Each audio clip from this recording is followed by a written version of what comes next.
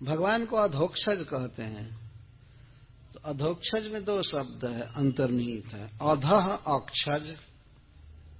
अधः का अर्थ होता है नीचे, और अक्ष का अर्थ होता है इंद्रियां, और ज का अर्थ है इंद्रियों का अनुभव।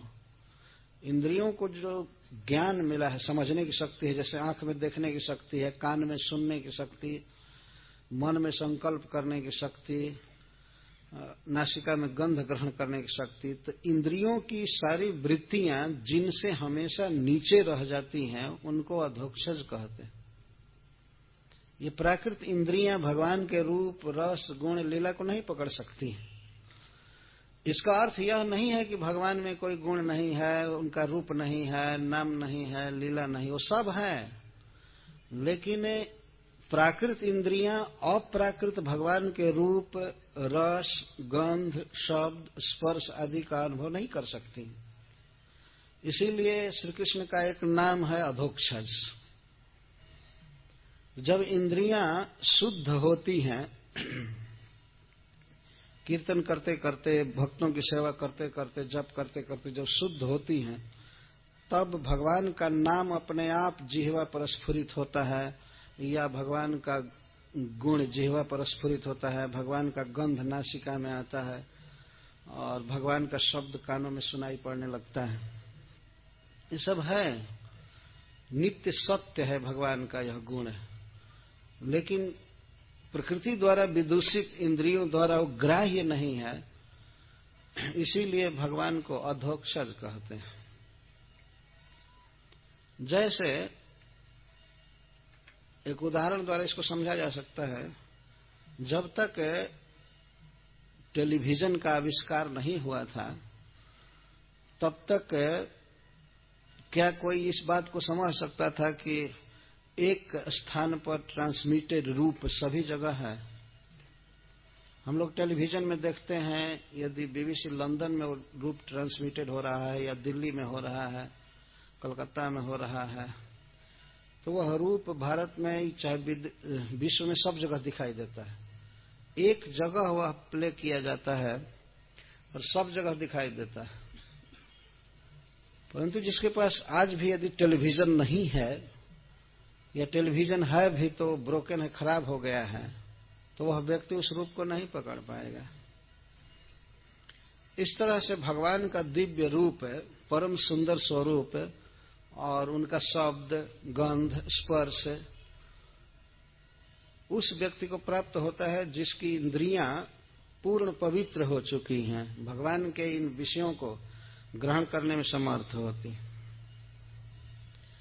तो प्राकृत इंद्रियों से भगवान को ग्रहण नहीं किया जाता है। जब सेवा करते करते इंद्रियां अप्राकृत हो जाती हैं, तब तो अपने आप भगवान के रूप रस को पकड़ लेती हैं। जैसे जिसका रेडियो ठीक है तो वह हवा में तरंगायित शब्दों को तुरंत पकड़ लेता है, और स्विच ऑन करके और पकड़ लेता है, और यहाँ का शब्द। लेकिन जिसके पास रेडियो नहीं है वो कहेगा नहीं, ऐसा किया नहीं जा सकता है। कहाँ का शब्द कैसे आप पकड़ सकते हैं? बहुत दूर का शब्द है, कैसे आप पकड़ सकते हैं? लेकिन इस जगत में देखा जाता है कि रूप, शब्द पकड़ा जा रहा है, रूप तक पकड़ा जा रहा है।